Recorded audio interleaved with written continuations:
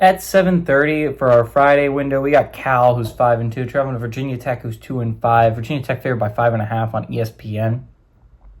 JKS for the Golden Bears gone 151 of 248, thrown for 1,696 yards, 10 touchdowns, 7 interceptions.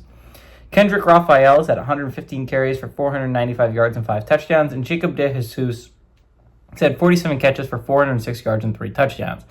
Kyron Drones gone 132 of 218, thrown for 1,397 yards, 11 touchdowns, 5 interceptions.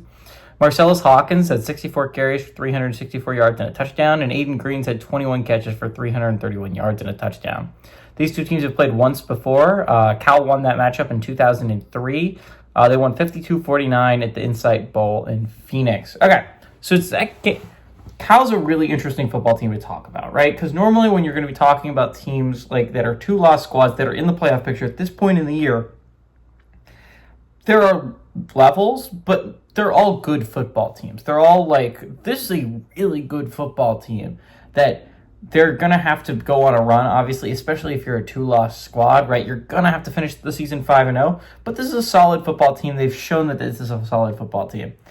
Outside of one performance for Cal, and I will say it was a very good performance. They beat a very good Minnesota team at home.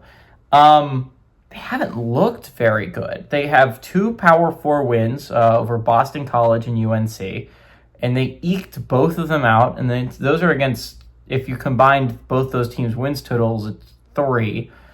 They lost badly when they went on the road to San Diego State, and they lost badly when Duke came to town. So I'm not positive on this Golden Bears team, but there is a path to the playoffs. It's going to revolve around getting some big-time wins, right? They still play 3 ACC contenders down the stretch, because when you're talking about the ACC, then you're talking about the 4 teams at the top, right? Or the teams that have legitimate at-large hopes, and then you're going to talk about, obviously, Georgia Tech, who's undefeated. You're going to talk about Miami. You're going to talk about Virginia. You're going to talk about Louisville.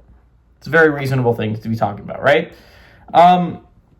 Then you got your 2-loss squad. Obviously, SMU is a really interesting squad to throw in there, and you got your Wake Forests of the world. You got your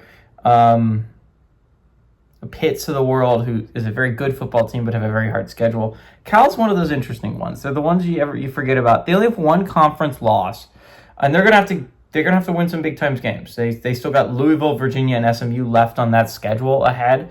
You got to win some big time games coming up if you're Cal. I'm going to be honest, I don't think those games are going to matter. I think they lose here. I think this is the game where they're eliminated from playoff contention. I was kind of waiting for it to happen last week, even though I picked them to beat UNC. UNC is a not good football team. Let's get this right. That's a very bad football team.